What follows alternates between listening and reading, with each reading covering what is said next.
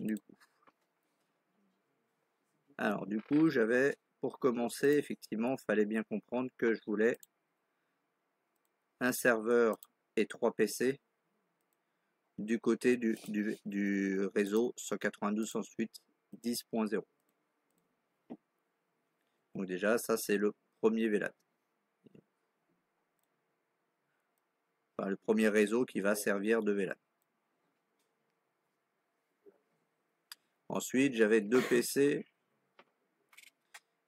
sur le VLAN qui va être le VLAN 30 puisque notre réseau c'est le 192.168.30.0. Donc ici, on a notre deuxième réseau. J'ai la même chose pour le réseau 40 qui sera du coup notre VLAN 40 pour bien l'identifier, pour faciliter les identifications, même si après on peut croiser. Mais du coup, après, il ne faut pas se mélanger quand on fait l'encapsulation pour encapsuler le bon par rapport au bon VLAN. Les cases, là, il y a un petit rectangle où on peut... Après, là, je le fais en vide. Mais ici, vous pouvez faire fill color et choisir une couleur. Vous n'êtes pas obligé, c'est vous qui voyez pour mieux vous repérer, mais au moins déjà des rectangles et avec des textes peuvent des fois vous aider. Là, si par exemple je mets celui-là, là du coup il va me le mettre en bleu. Et après j'avais la même chose, serveur PC PC PC sur le réseau 20. Donc ici petite astuce, si par exemple ces PC là on sait qu'on veut les mettre, qu'on va vouloir qu'ils soient en DHCP. Du coup ici je commence, oui, je les mets tout de suite en DHCP, même si j'ai pas relié à quoi que ce soit.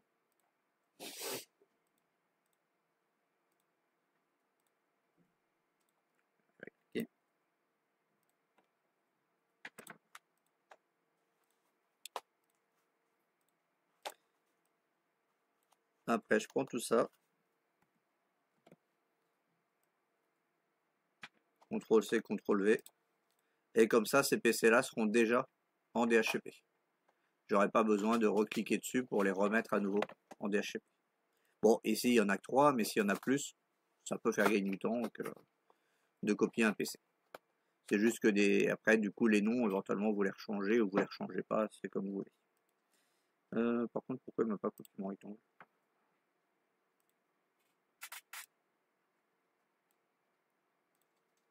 Voilà, et après, vous pouvez mettre du coup un petit texte.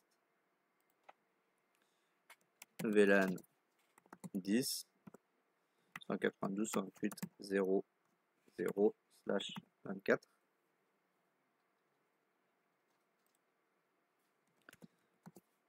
VLAN 30 192.168.30.0/24.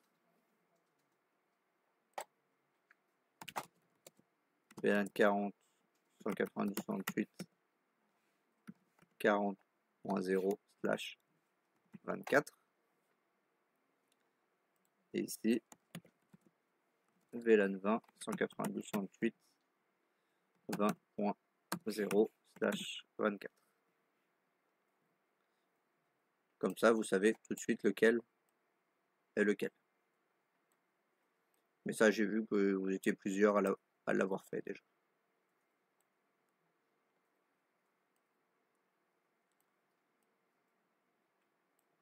Au moins, comme ça, vous êtes sûr de pas vous tromper. Alors, action DHCP. C'est pas une obligation, mais ça peut simplifier la tâche des membres. Donc ici, je vais mettre mon switch. On va commencer par là. Et ici, je vais relier les 4 premiers ports en automatique. Parce que cela, je sais que ça va être le VLAN 10, donc je vais dire que c'est mes 5 premiers ports qui vont servir. Donc ici, je peux le faire en automatique parce que je sais que c'est les premiers ports. Maintenant, après, les autres VLAN, ça va pas être les mêmes ports. Donc là, c'est dans ce cas-là qu'il est intéressant de passer dans les câbles manuels. Mais ça, on va le faire après. Je vais commencer, avant de relier tout, je vais tout de suite configurer mon switch pour commencer. Comme ça, je saurai sur quel port sont tels VLAN. Donc comme ça vous évitera éventuellement de débrancher des câbles pour les rebrancher et de risquer éventuellement de vous mélanger dans les câbles. Du coup, je vais sur le switch, le CLI, donc en conft. A priori, il n'y a pas eu trop de soucis avec ça, c'est bien rentré. Donc int, ça je sais pas du coup si vous l'avez fait par le range ou l'autre, range fa0/1 à 5. Ce qui nous fait bien les 5 premiers ports.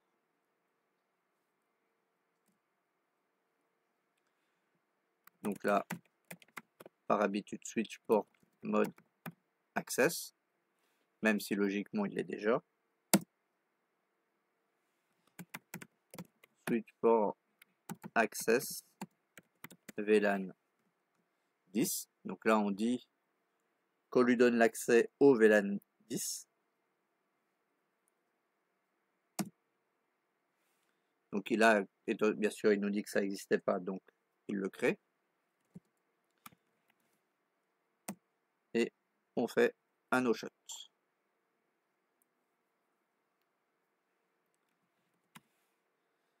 Ici, pour faire un peu plus propre pour la démonstration, je vais quitter.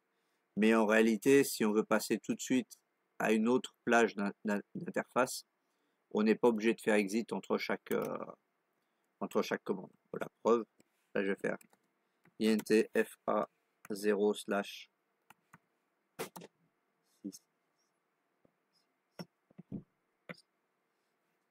à 10 pour le VLAN 20. Hein? Oui. Et en plus j'ai oublié le range. Hop. Et là du coup, si on veut pas retaper les commandes, eh ben on utilise les flèches du haut pour aller rechercher nos commandes. Et ici du coup, on le passe sur le VLAN 20. Le no-shot. Et du coup, on peut repartir à la suite. Donc, 11 à 15.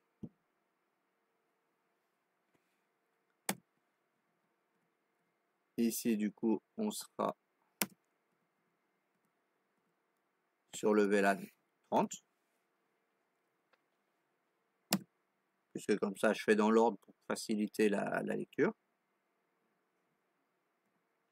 Et il me reste le no-shot.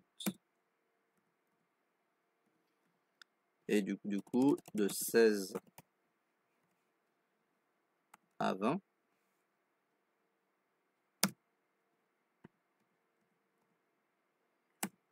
Toujours mode access. VLAN 40.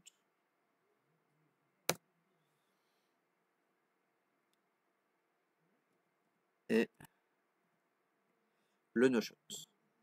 Donc exactement les mêmes commandes. La seule chose que j'ai changé le range et le numéro du VLAN que je lui attribue. Si jamais vous avez fait une erreur de VLAN, bah, vous retournez sur les interfaces que vous voulez changer, vous refaites la commande switch port access VLAN en mettant le bon VLAN que vous vouliez. Si à un moment vous êtes aperçu que vous aviez oublié de changer un moment d'interface ou quoi, vous pouvez, il prendra toujours la dernière commande en premier. Donc ici, on a configuré nos 4 VLAN. On peut vérifier. On a bien les 5 premiers sur sur le 10, les 5 sur le 20, et ainsi de suite. Maintenant, il nous reste un élément à configurer. C'est le trunk qui va nous permettre d'aller sur le routeur. Puisque c'est lui qui va faire circuler les informations de tous les VLAN dans le même câble. Donc, il faut bien le régler. Donc, étant donné qu'on est sur le switch, on va le faire tout de suite. Même si on n'a pas branché le câble, comme je vous ai dit par habitude pour simplifier la gestion, on le met tout à la fin. Donc, on va le mettre sur le port 24.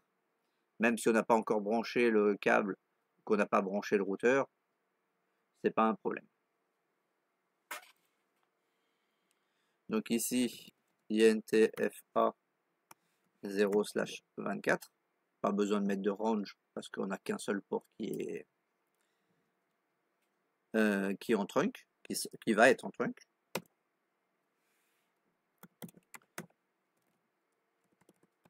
Switch port mode trunk pour le passer en mode trunk.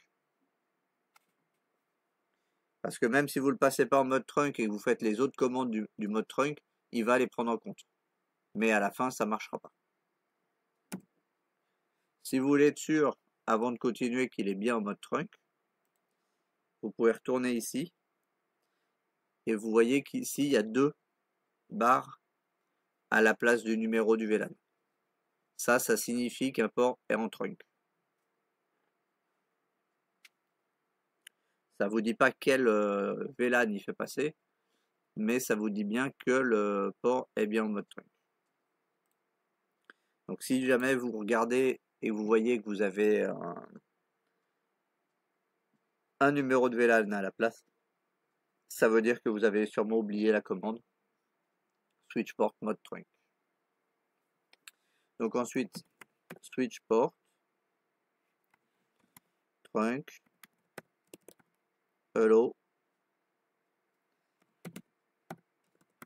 VLAN 10, 20, 30 et 40. Puisque c'est du coup les 4 VLAN qui vont devoir circuler par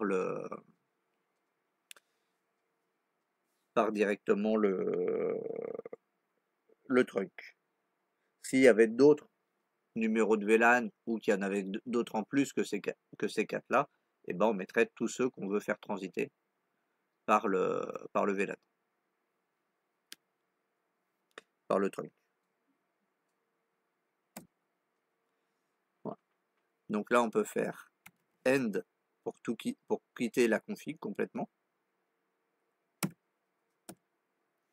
Et ici on peut faire show running config, ce qui nous permet de voir les VLAN des ports, mais surtout ça nous permet de voir que le port 24 est bien en mode trunk et accepte les VLAN 10, 20, 30 et 40. Donc ici sur le switch, dans la configuration actuelle, il n'est pas nécessaire il n'est pas besoin de mettre des adresses IP. Parce qu'effectivement, il y a quelques personnes qui m'ont mis des adresses IP dans le switch. C'est pas faux, ça se fait, hein, on peut. Mais dans la config là pour lesquelles on l'utilise, c'est pas nécessaire. Mais ça peut l'être si on décide que ça soit un switch qui soit serveur de DHCP. Comme je vous l'expliquais tout à l'heure, on peut faire en sorte que le switch 2960 puisse être serveur DHCP. Donc dans ce cas-là, il a besoin d'avoir une adresse IP pour pouvoir le retrouver sur le réseau. Mais dans notre configuration, c'est pas obligatoire. Si vous les avez mis, bon, c'est pas grave, ça va pas gêner. Mais par contre, il faut pas oublier du coup la règle que les IP sont uniques à l'intérieur d'un même réseau. Donc si vous avez attribué 192.168.0.1 pour le VLAN 10, il faudra du coup pas l'utiliser pour la gateway. C'est ça qu'il faut bien se mettre en tête. C'est bon pour toi, Ryan, ce point-là? Ok. Mais en tout cas, dans les exercices, là, il n'y avait pas besoin de mettre d'adresse dans le switch lui-même. Mais effectivement, c'est faisable, on peut le faire. Donc, ça c'est bon. Donc là, normalement, au niveau de notre switch, on a tout configuré, les différentes commandes. Du coup, bah, maintenant, on va relier nos câbles. Donc ce coup-là, par contre, on va pas le mettre en automatique. On va prendre le câble directement qui correspond. Donc ici, on voit qu'en automatique, il avait mis le câble noir. Du coup, on prend directement le câble noir, qui est un câble RJ45. Donc ici, je suis sur le VLAN 30. Je prends celui-là, Fast Ethernet. Et ici, avant de cliquer, si je reste sans cliquer, on voit que je commence bien à 0.11. Donc comme ça, si vous avez un doute à quel port vous aviez noté, parce que vous avez oublié, vous avez fait autre chose entre deux ou quoi, et que vous avez un doute, si vous cliquez pas, il vous remontre les différents ports avec les différents VLAN. Donc là, du coup, celui-là, je vais le brancher sur le 11. Et le deuxième, du coup, je vais le brancher sur le 12. Comme ça, je sais qu'ils sont bien dans le VLAN 30. Et là, on peut voir que c'est bien le VLAN 30 sur lequel j'ai branché. On fait la même chose pour l'autre. Donc le 40 à partir du 16.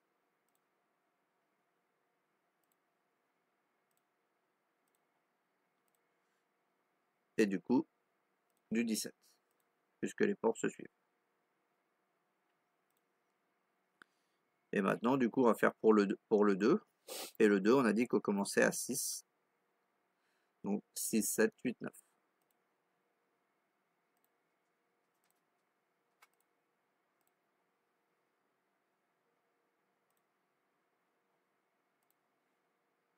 Parce que l'inconvénient du coup du mode automatique quand on fait les VLAN, c'est que lui il prend les ports dans la disponibilité.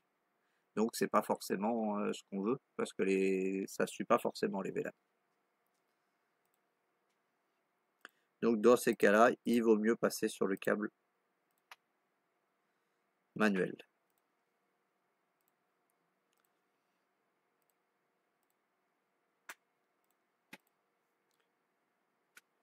Après, si vous souhaitez dans les préférences, vous pouvez même supprimer l'autorisation d'utiliser le câble automatique.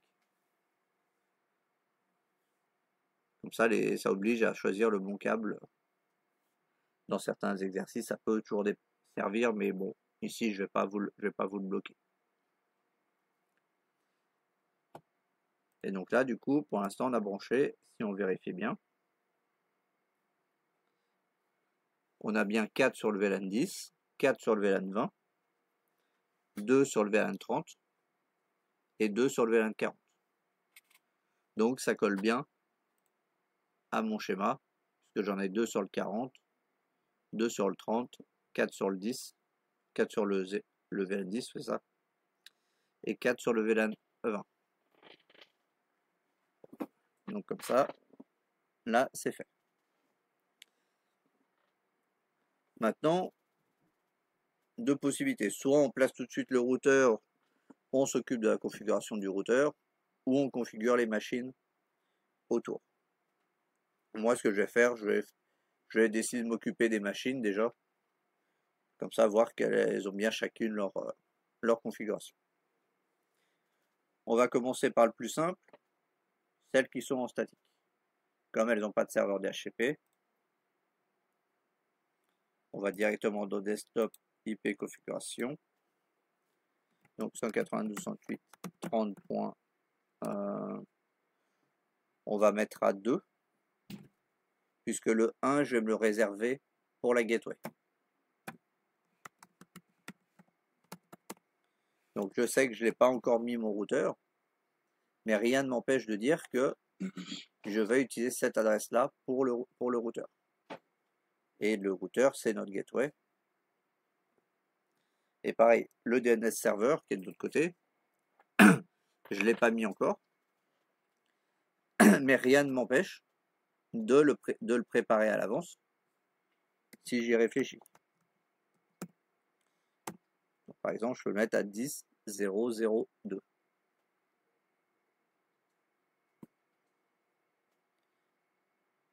Et ça, du coup, on le fait sur les deux machines du réseau 30. Les deux machines, et ensuite après les deux machines du réseau 30, du réseau 40, je veux dire.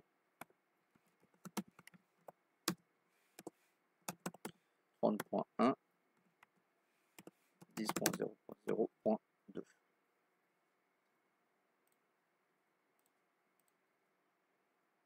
Donc si à un moment vous essayez de faire des pings et qu'il vous dit que vous n'avez pas de port fonctionnel, ça c'est à quasiment à 100% sûr que du coup vous essayez de faire un ping sur un ordinateur qui n'a pas d'adresse IP.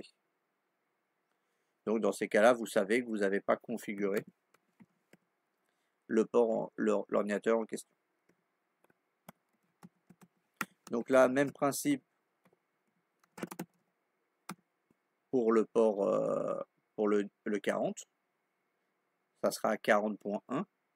Le DNS ne va pas changer parce que ça sera la même machine.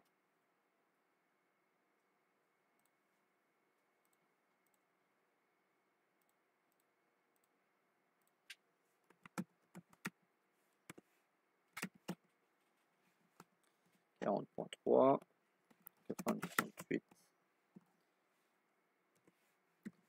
40.1 et 10.0.0.2. Voilà. Là, comme ça, on est d'accord au niveau statique, pas de souci sur les principes de configuration. C'est juste que du coup, les gateways, il faut les avoir anticipés un peu potentiellement à l'avance pour éviter de revenir sur les machines elles-mêmes.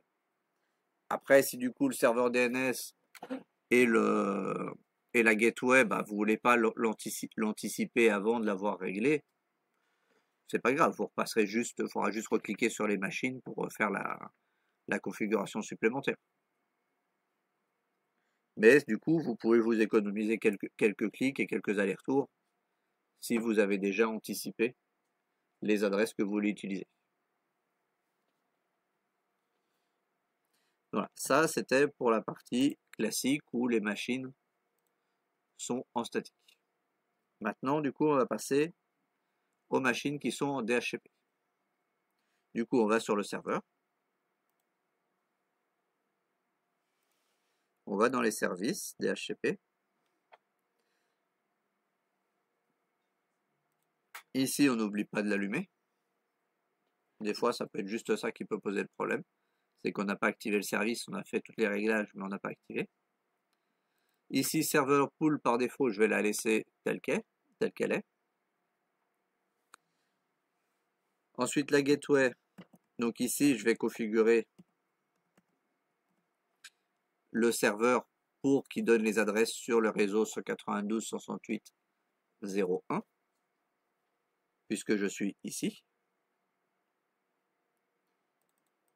Le DNS serveur, bah, je vais lui remettre la même qu'on a déterminée pour les autres machines, le 10.0.0.2.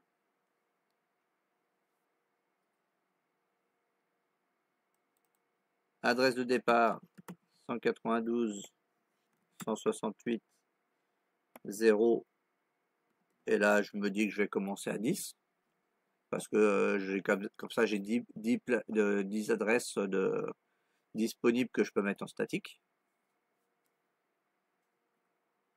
Le masque 3 × 255. Nombre d'utilisateurs, bon allez on va mettre 10. Mais bon, peu importe. Et ici, je sauvegarde. Donc est-ce que tu aurais vu quelque chose qui... Ou est-ce que tu aurais pu voir un problème ou pas? Ou est-ce que tu as vu qu'est-ce qui... Hein? D'accord. Après, ça peut être un truc, parce que là, il me reste encore un truc avant que ça marche. Parce que ici, j'ai réglé effectivement le DHCP. Mais le DHCP ne va pouvoir donner qu'aux 3 autres machines. Parce que le serveur, lui, a besoin d'une adresse de référence pour retrouver. Sauf qu'à l'instant T, il l'a pas encore, cette adresse.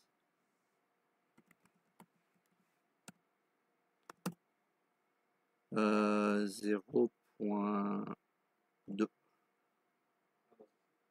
T'as pas mis d'adresse au serveur. Oui.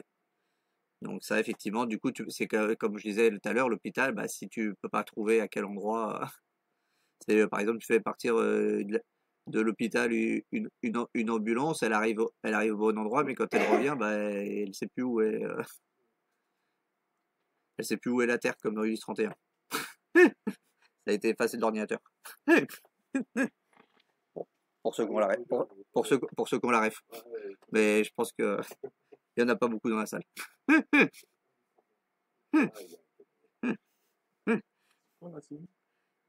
Ulysse 31. Tu regarderas. Pas un dessin animé, ça? Si. Ouais, je me souviens que ça passe. Hmm. Non, toi tu parles de la version pour les jeunes. C'est pour les jeunes.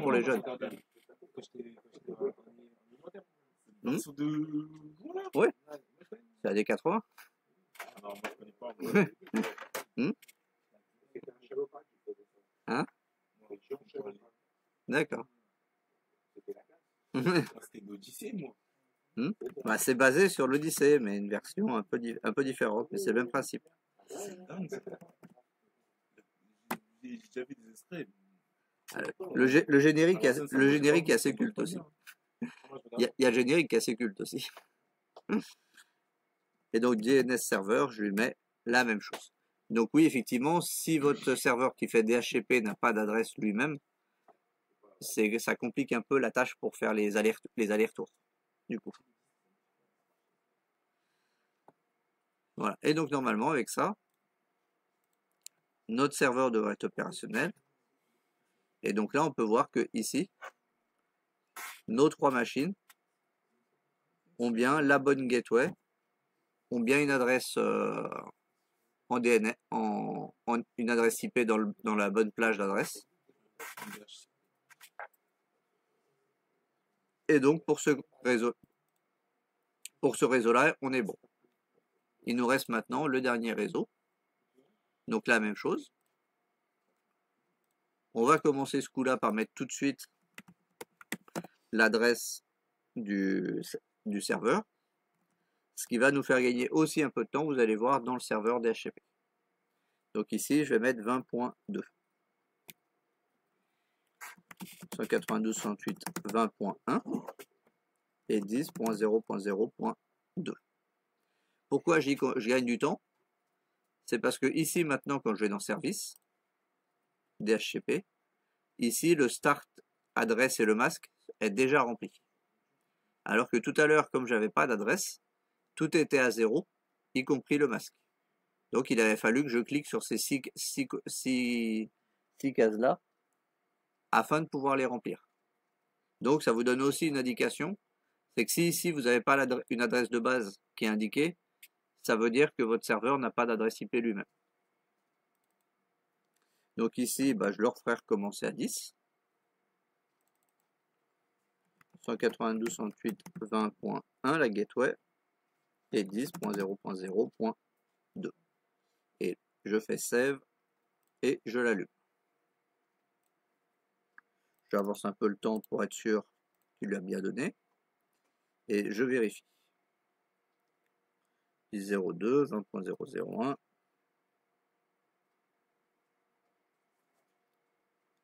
Donc du coup, là, on est bon. Donc là, est-ce que jusqu'à cette partie-là, le switch plus le DHCP, déjà, est-ce qu'il y aurait des questions? Est-ce que vous auriez vu des petits trucs différents par rapport à ce que vous aviez fait ou quoi? Ou est-ce que ça apparaît correct pour tout le monde? Hein, Jassim, c'est bon pour toi? Ok. Donc du coup, bah maintenant on va passer à la suite, c'est-à-dire au routeur.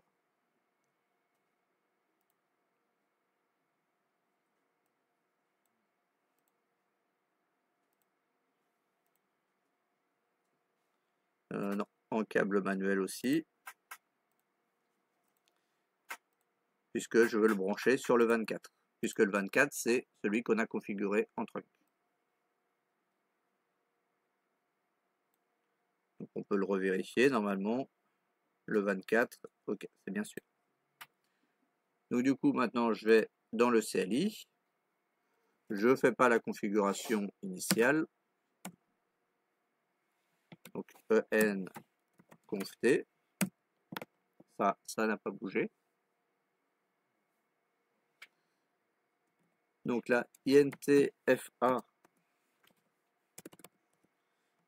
0/0, parce qu'il faut d'abord allumer l'interface physique.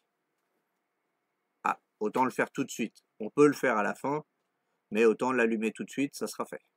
Donc, ça. Et ici, je fais no shut. Comme ça, on voit qu'elle est bien passée en vert. Donc maintenant, intfa 0/0.10. Donc là, maintenant, je commence à créer mes quatre sous-interfaces virtuelles.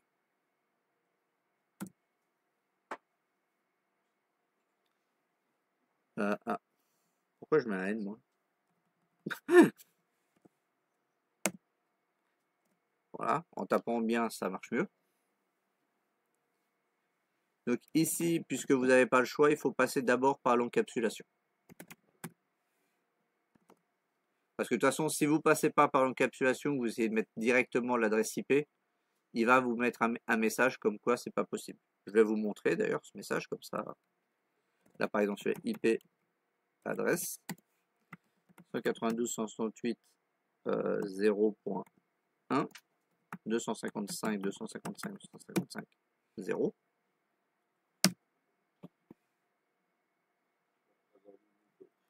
Oui, parce que je pensais avoir tapé 2D. Et donc là, il vous met subinterface is only allow is that subinterface is already configured as part of IEEE 20.10 802.10 pardon, IE 802.1Q or ISL VLAN.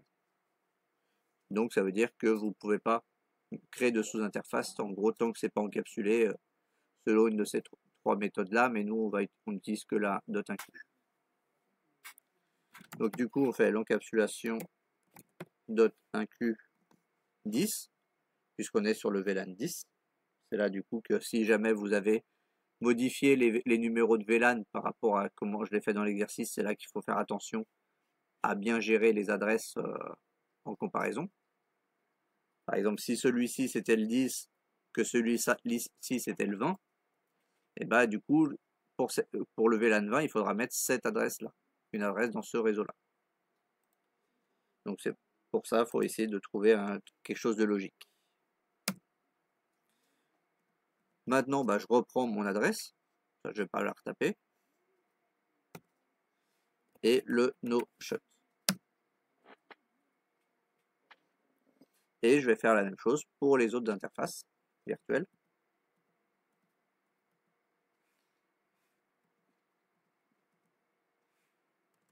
Donc là, point 20. L'encapsulation, on va la mettre du coup à 20. De toute façon, si vous essayez de remettre un numéro qui a déjà été utilisé, pareil, il va vous dire que c'est pas possible, que le numéro est déjà encapsulé sur une autre.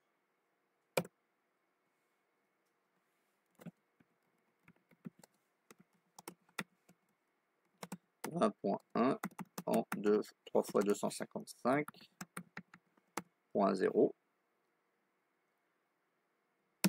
Donc bien sûr, à adapter le masque en fonction des énoncés. Et le no shut. INTFA 0/0.30 maintenant.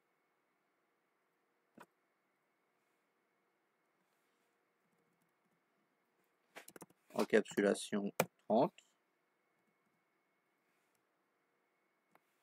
IP adresse 192.168.30 40.1, 255, 255, no shut, et ici, INT FA0 slash 0.40. Je vais faire le no shot tout de suite, c'est fait. Encapsulation dot 1K, 1Q, 40. Et là, du coup, IP adresse 192.168, 40.1, 255, 255, 0. Voilà. Donc là, ici, nos 4 encapsulations pour ce câble-là, du coup, pour faire l'interVLAN, avec ces commandes-là, sont bien faites. Le tout, effectivement, c'est de ne pas se mélanger, c'est que si le dot 1Q40, ça dit le VLAN qui va devoir gérer. Donc si effectivement après le VLAN 40 vous aviez mis que c'était l'adresse 192.168.20.1, il faut du coup adapter l'adresse IP en conséquence. Si vous avez changé un peu les paramètres de l'exercice. Après vous pouvez, le tout c'est d'arriver à vous y retrouver pour que l'énoncé marche. Si vous modifiez un peu les choses, parce que vous n'avez pas forcément compris le plan ou que vous l'avez pensé d'une façon ou d'une autre, parce que du coup pour l'exercice que je vous mettrai pour vendredi, il n'y aura pas forcément de plan, ça sera un énoncé, et après ça sera à vous d'essayer de placer comme vous le pensez pour arriver à faire passer les choses. Et du coup, bah, il nous manque une dernière chose pour le routeur, on va avoir un autre machine derrière, de l'autre côté, que je n'ai pas placé. Donc du coup, on va la régler tout de suite. Normalement, elle est sur FA1/0, je crois, la deuxième. Oui, c'est ça, 1.0. Je vais faire un no shut pour l'allumer. Et ici, je vais faire directement IP adresse, donc 10.0.0.1, 255, puisque du coup la machine qu'on va utiliser, j'ai marqué qu'elle était sur le réseau 10.0.0.0/8. Et donc là, c'est la même chose que si vous alliez dans config et que vous choisissiez l'interface FA10. Donc comme ça, on reste dans les lignes de commande, ça nous évite de faire des allers-retours. Et puis surtout, du coup, la partie config en mode graphique n'existera pas sur les routeurs. Enfin, sur les switches ou même les routeurs, si on prend cela, l'interface graphique n'existe pas. Donc autant vous habituer aussi avec les commandes. Donc logiquement ici, on est censé avoir fait toutes les configs pour notre routeur. Du coup, on va poser notre dernier serveur.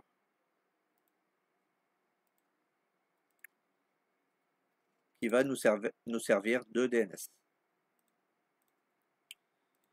Donc ici, 10.0.0.2, puisque c'est ce que j'ai indiqué à chaque fois dans toutes les machines comme DNS. 10.0.0.1 et 10.0.0.2. Je lui dis que il est lui-même, il est aussi DNS lui-même. Voilà, et je vais le relier. Là, je peux prendre automatique, parce que de toute façon, il n'y en a pas 15 000. Donc, il va bien mettre forcément sur le Fast Ethernet 1.0, donc le FA 1/0. Donc là, on pourrait reprendre en automatique. Et on voit que du coup, c'est pas exactement le même câble qu'il utilise. Bon, même si maintenant, la plupart des cartes réseau et des switches et compagnie sont capables d'auto-corriger, savoir si c'est un câble croisé ou pas croisé. Maintenant, c'est assez rare que ça pose des problèmes. Mais là, du coup, pour lui, il fait les trucs classiques, donc il change de câble dans les besoins. Donc logiquement maintenant, si on fait quelques tests, on va s'apercevoir, normalement c'est censé marcher. Donc, par exemple, je vais partir du 10 vers le 20, du 10 vers le 30, du 10 vers le 40, et du serveur au serveur. Donc là, vous voyez qu'ils mettent fail, mais par contre, j'ai fait qu'une seule fois l'essai. Donc maintenant, je fais 2 fois. Et on voit que du coup, tout est passé. Là, si on veut voir,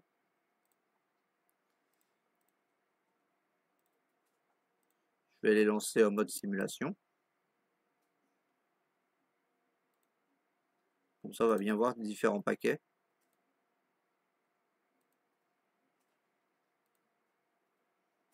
Qui circulent vers les différents emplacements. Et qui vont retourner à leur PC d'origine. Avec du coup les bonnes réponses.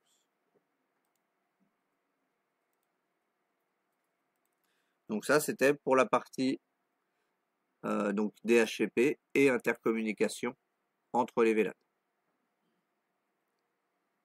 Maintenant, effectivement, il y avait une option que j'avais demandé qui était de créer ce qu'on appelle un hôte DNS qui va faire la relation entre un élément en texte,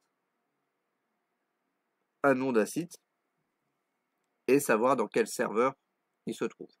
Donc, on reviendra plus en détail dessus, mais je vais vous montrer quand même la correction. Donc pour ça, du coup, comme c'est un serveur DNS, il faut aller sur le serveur qui nous sert de DNS, à savoir celui-ci. Là, je peux marquer web plus DNS.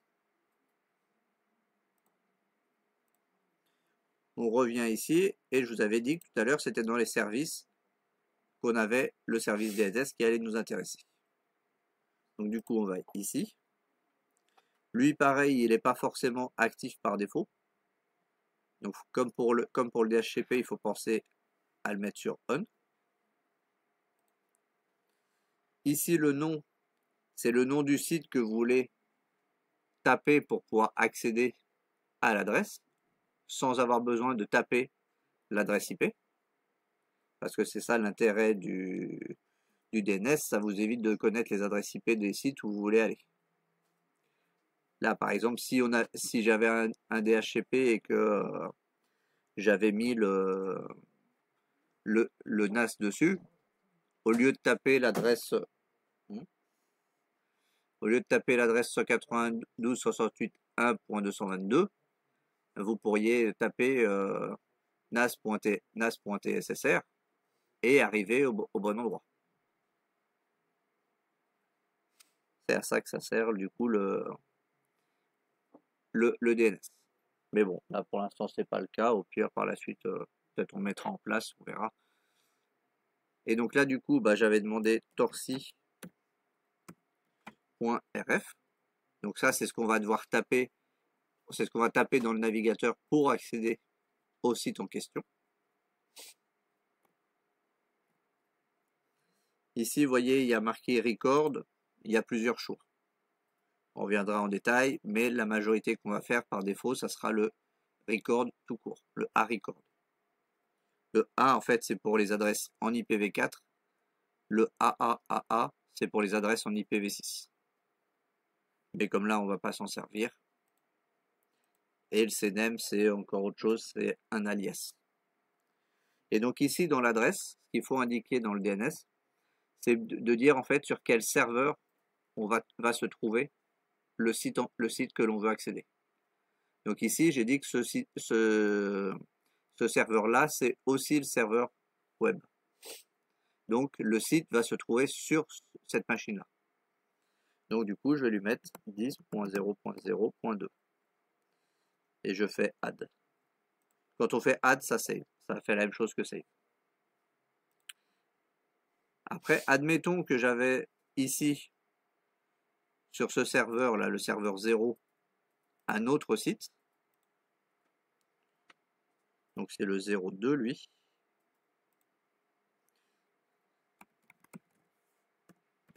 Et que je mettais créteil.rf. Ici je fais 192.168.0.2 et je fais add. Et donc du coup, si j'essaye d'accéder à Créteil, il ira chercher sur ce serveur-là. Et si j'essaye d'accéder à Torcy, il ira sur celui-là. Parce qu'on lui dit où aller chercher le site. C'est un peu comme un élément un dossier partagé. On lui dit en fait en gros à quel endroit se trouvent les fichiers qu'il doit lire. C'est le même principe. Et donc du coup, c'est ça qu'on va mettre aussi en place avec le Windows Server. Mais les informations qu'on va rentrer dans le Windows Server seront exactement les mêmes. Un nom et l'adresse IP à l'endroit où on va trouver le site en question.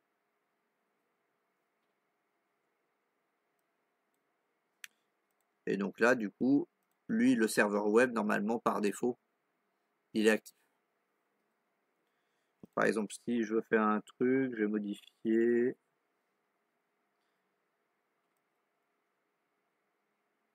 Donc ici, je vais mettre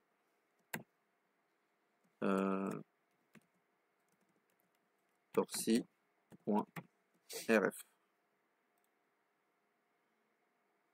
Je save. Juste pour avoir une petite différence entre les deux sites. Et donc là, maintenant, si on veut tester le DNS pour vérifier que ça a marché, donc déjà, si vous testez que le ping arrive bien à ce serveur-là, déjà, c'est déjà bien. Parce que si vous n'y arrivez pas, déjà, c'est qu'il y a un problème. Donc là, tout à l'heure, on a vu que ça marchait. Donc du coup, ici, ben, on va prendre ce PC-là, par exemple. Et ici, quand vous êtes ici, au lieu d'aller dans IP configuration, vous voyez ici, vous avez marqué Web Browser. Donc du coup, vous allez dessus. Vous le laissez charger un peu, il est un peu long à charger. Donc ici, bah, il vous met un mini navigateur. Là, je vais taper torcy.rf, puisque c'est le nom du site qu'on a donné. Et vous voyez que ça a marché, puisqu'ici, il y a marqué Welcome to torcy.rf, qui est la petite modification que j'ai fait tout à l'heure sur ce site-là. Maintenant, on va pouvoir tester l'autre.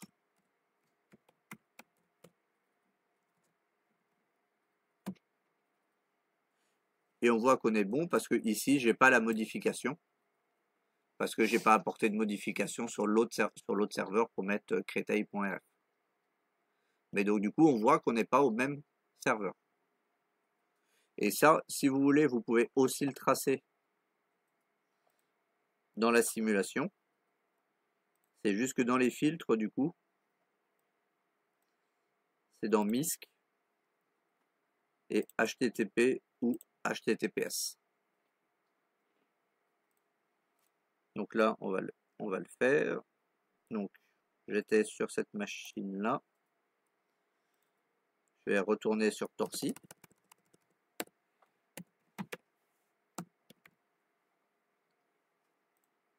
Go. Ah non, pardon. C'est pas HTTPS. Il fallait mettre aussi le DNS. Parce que du coup, il va faire la requête d'abord au DNS avant de passer sur du HTTP. Donc là, si je fais ça,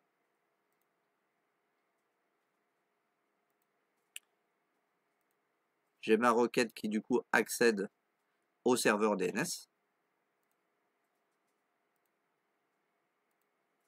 Et là, repart à la machine directement pour m'afficher ma page. Là, c'est normal qu'il ait fait qu'un aller-retour puisque le site est hébergé sur le même serveur que le DHCP, que le DNS, pardon. Maintenant, on va faire l'autre.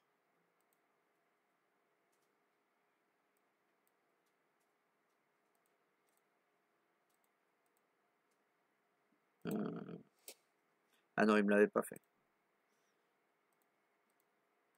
Ici, maintenant, c'est la requête HTTP qui me permet d'avoir ma page. Il fait deux allers-retours parce qu'il fait d'abord la requête pour trouver où se situe le site web et ensuite la requête pour afficher le site web. Et du coup, maintenant, je vais aller à Créteil.rf.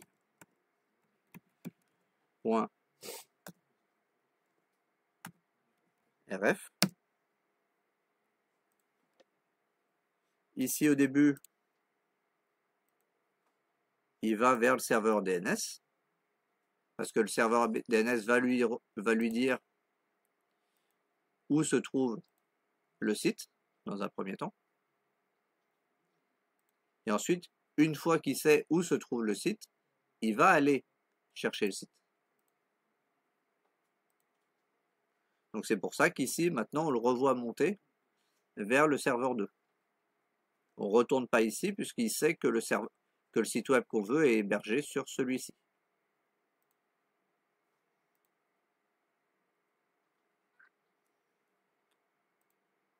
Et du coup, arrivé là, il nous a bien réaffiché le site de Créteil.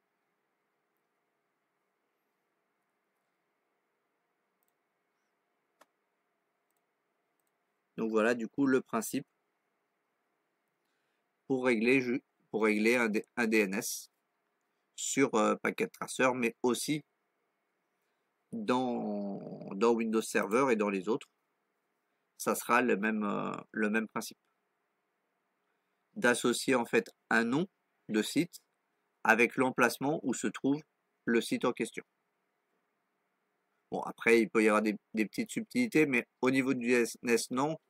Mais c'est plutôt au niveau de la configuration du site lui-même qu'il peut y avoir plutôt des petites subtilités, surtout si vous avez plusieurs sites qui sont hébergés sur le même serveur. Parce qu'on peut pas on peut lui donner qu'une adresse IP. On peut pas lui donner un port spécifique directement dans le DNS. Ce qui faciliterait certaines choses.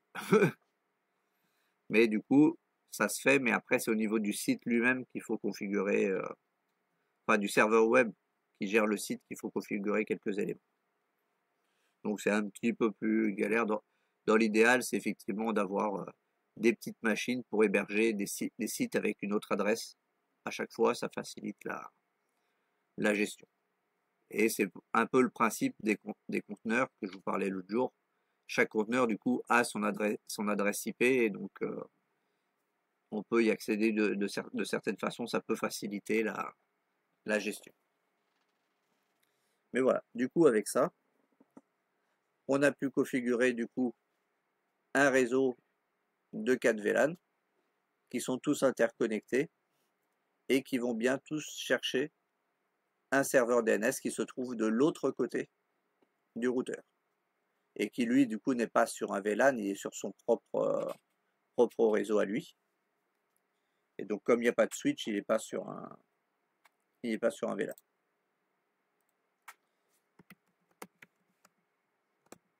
Non.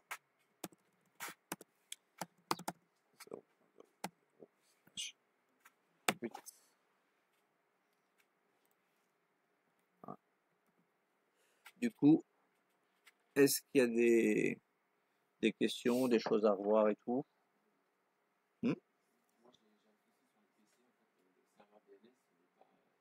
Il n'arrive pas à y accéder?